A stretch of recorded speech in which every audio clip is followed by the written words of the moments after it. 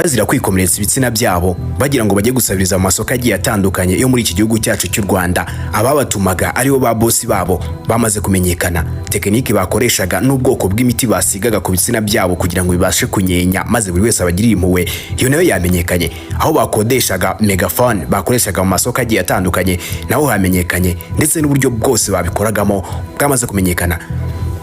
Bose bashyuje amafoke cyangwa icyuma kikozaho, hari amavuta y'imodoka tukura kutuvu bafata bakayavanga na akazi k'uyu munsi se kumbona ari utwasenyesa gusa. Cyambere nama harimo ni za 5 burya bwose, 1 2 3 we aho harandisha reka tubanze turebe. Yewe no kuri kw'Imana none mva kunyantage muna sauce tomate tagaswe. Ibi nibyo tugiye kuvuga muri kiganiro. Nge mbahaye ikaze, nitwa Yerekanye.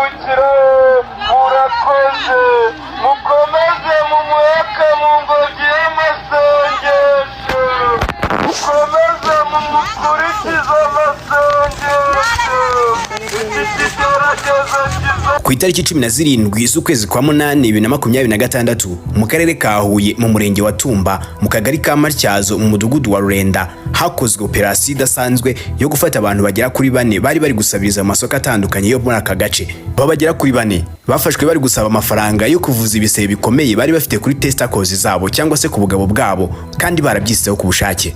Uwitwa Zimwe Abagabo Didier w'imyaka 23 avuga ko akomoka muri Nyanza mu murenge wa Cyabakamyi mu kagari ka Kadaho mu mudugudu wa Gitega. Avuga ko kandi amaze amezi agera kuri 6 abikora, aho yakoreraga uwitwa Nsabimana Janvier utuye Kimisagara, aho yamuhembaga amafaranga ageze ku 80 cyangwa se 100 mu cyumweru. Uwitwa Hitibanje Frederic afite imyaka 26, avuka muri Nyaruguru mu murenge wa Rusenge mu kagari ka Mariba mu mudugudu wa Rasaniro. Uyu we avuga ko ari muri umuna wa Nsabimana Janvier wo nguvuka Kimisagara, akaba ari nawe wamusize product kuri testicles cyangwa se wamusize imiti ku bugabo bwe agira ngo ahita mugira umukozi we, akajya muhemba 100 ku kwezi, akanamuha icumbi ndetse akanamugaburira. Hari undi witwa Nsengiyumva Damascene w'imyaka 20. Uyu nguyu we avuga ko akomoka Rusizi mu murenge wa Gihundwe mu kagari ka Shagasha mu mudugudu wa Shagasha. Uyu we yahuye na Nsabimana Janvier i Nyabugogo mu mujyi wa Kigali, amusiga product cyangwa se amusiga imiti ku bugabo bwe, amujyana Rusizi aho bazi nka Bugarama kugira ngo amukorere cyangwa se akorere umushahara ugera ku 100 kwezi. Hanyuma nawe baza kunaniranwa nyuma yuko yari amaze kumwambura, bituma uyu muhungu ahita atangira kwikorera ku giti cye. Muri aba bafashwe harimo n'umugore witwa Niyobendera Hamide. Uyu mugore afite imyaka 27, avuga ko avuka Huye mu murenge wa Ngoma mu kagari ka Ngoma mu mudugudu wa Ngoma ya 5. Uyu yabanaga na Zimwe Abagabo Didier nk'umugore n'umugabo, akajya muherekeza ku isoko nk'umurwaza. Bombi bavuga ko bari bumvikanye ko muri iyi minsi bari gutegura kuba baje i Kigali nabo bakabasiga umuti ku mabere kugira ngo uyu mugore nawe abashe kujya gusaba. Bombi bagiye babikora bombi. Aba bose bakekwaho ibi byaha bavuga ko bakorera uyu mugabo witwa Nsabimana Janvier akaba bi Kigali aho ngaho bita Nyabugogo. Bavuga kandi ko ari abakozi barenga 15 mu gihugu, akaba yari afite na manager ari we mushiki we, ariko manager we tabahemba neza, bityo bikaza gutuma nyuma baza gutandukana nawe bagahitamo kujya bikorera. Aba bafashwe batanze amakuru bavuga ko izi product basiga ku bugabo bwabo zizanwa n'umugabo witwa Eric aka Sake,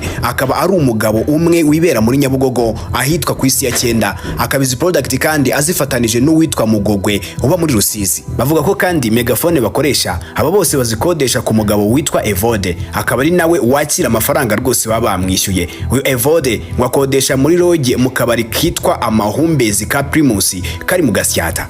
Nubwo abo bwabo bavuga ko uyu Janvier ari we bakoreraga, ariko mu by'ukuri amakuru aturuka mu nda y'ingoma agaragaza ko hari undi mugabo witwa Maniriho nawe ufite indi timu y'abantu nk'aba ngaba akoresha kandi bazenguruka mu gihugu cyose. Uyu Maniriho Jean Claude agaragara ku rubuga rwe rwa TikTok apostinga amafaranga menshi, bigaragara ko apfunyaritse ndetse bigaragara ko avuye mu isoko. Gusa iyi si ingingo dushobora guheraho tubihamya, ariko ni ingingo dushobora guheraho tubikeka. Dore video posting uko ziba zimeze. Tuteme yu uri mwiza yu ayayaya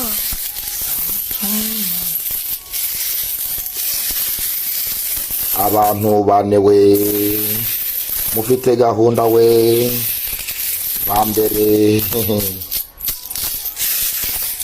haye agaseke ngwakarabu akabeho akabuye akayobe n'agatwenge zabukwadiya mugende muri hamwe urujyane ushobora bugenda kuri azaba n'indishyi yakabara akazi k'uyu munsi se ko ari utwasenyesa gusa. Cyambere n'amakuru harimo n'iza 5 burya bwose 1 2 3 aho hari andisha reka tubanze turebe ubwo reka shira kuri YouTube nawe bikashaka ko bane bambere 500 we bane bambere 500 mugire vuba bane tanga abandi. Hari umwe mu basore bagerageje kwegerwa kugira ngo ahabwe kano kazi, yatubwiye tekinike bakoresha kugira ngo biyangirize ku bugabo bwabo. Dore uko bisobanura. Bose bashyuhije amafoke cyangwa icyuma kikozaho, hari amavuta y'imodoka atukura tuvu bafata bakayavanga na salisa bagasiga ku giti ko hariya ku mugabo. Bakunda agenda n'izuba byo bigenda biyenga bimanuka, umuntu yabona akabona umuntu ajojoba, ariko kibaza uburyo umuntu ajojoba afite igisebe kitagerwaho n'isazi, ukabona ibyo bintu bitashoboka. Bigaragara ko aba bantu bari mu gihugu hose kuko wagiye bakoresha iyo